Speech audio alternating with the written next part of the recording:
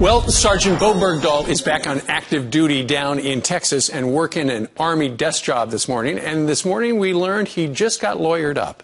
So what does this mean for the investigation? Joining us right now is former military investigator, Lieutenant Colonel Tony Shaffer joins us from Washington. Good morning to you, Tony. Hey, Steve. How are you? I'm doing okay, but I'm a little puzzled.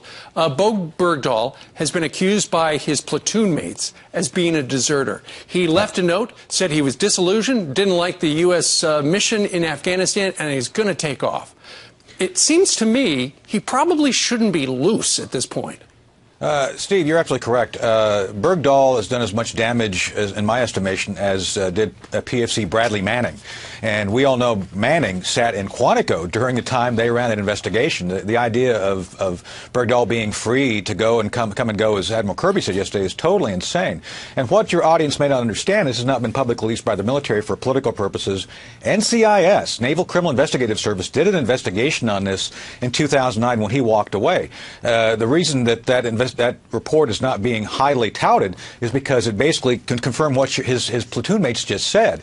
And so there's clear probable cause to restrict him to at least quarters, probably even more severely than that.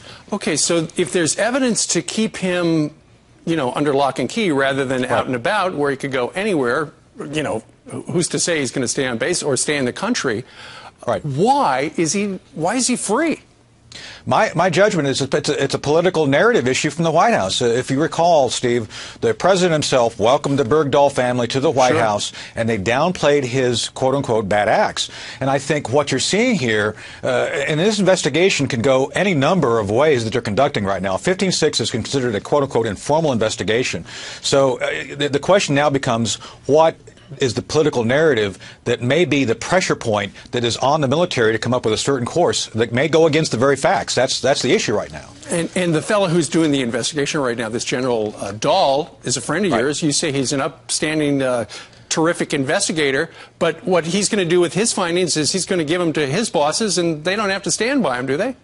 Well, that's the thing. I mean, a lot has to do in these sorts of investigation with the investigator you assign. I've seen them assign hack divorce attorneys to come after people who had no clue what they were doing. Dahl is not that category. Dahl, from every account, is a competent guy who will, by my friends' accounting who have worked with him, will actually do the right thing here. The question becomes, as you point out, Steve, what happens after the investigation? This is considered, 15-6 is considered an informal investigation, and those results then go to the commanding officer, and then they decide what they want to accept or not accept out of that investigation. Well, it seems like a slam dunk case because you just pointed out there's already been a criminal investigation, and there's evidence against the guy. This would seem to be pretty easy.